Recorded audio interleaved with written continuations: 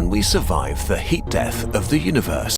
One day, the last star will die, galaxies will dissolve, and black holes will evaporate. The cosmos will become a forever expanding, empty void where nothing happens.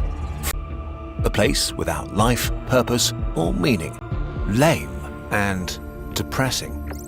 But there might be a loophole in the laws of physics for a future civilization to survive the death of everything and go on having fun and internet arguments for googles of years, maybe even forever. So strap in if you want consciousness to live forever. Let's travel 100 trillion years into the future when the last stars are about to die and the cosmos starts turning dark forever. Here in this dying universe, we find the Noxans, the last civilization still alive. They've solved physics and can do things we can only dream of. The Noxans like being alive and don't want to vanish with the last stars.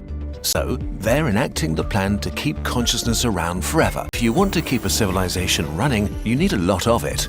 With 5 hours of the full energy emitted by the sun, we could power present-day humanity for about 10 billion years. So the Noxans harvest the last stars and build a gigantic complex of batteries around their home star. In principle, this energy could keep them alive for a few 100 trillion years.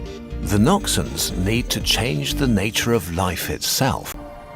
Being alive means doing things, eating, playing video games, and very importantly, thinking. And each of those things costs energy.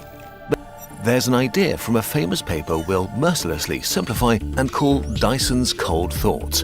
In a nutshell, the idea is that the lower your temperature, the less energy it takes to do something. Your brain runs at a temperature of 310 degrees above absolute zero. 310 degrees, your brain needs 20 joules of energy to think a simple thought that takes 1 second to think, like, I should wear a funny hat.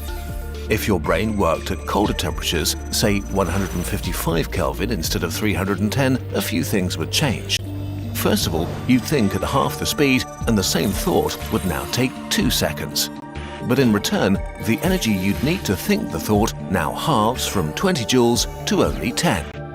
If Dyson's cold thoughts are correct, then the colder you go, the less energy you need to think a thought. At 1/10 your current temperature, the same thought would take 10 seconds but only require 2 joules. And this has wild implications, because it means that we actually might be able to play this game forever. The reality is that this plan will be impossible to do with flesh and blood, so the Noxans have to take a huge step. They have to leave biology behind and transfer their minds into some kind of artificial brain.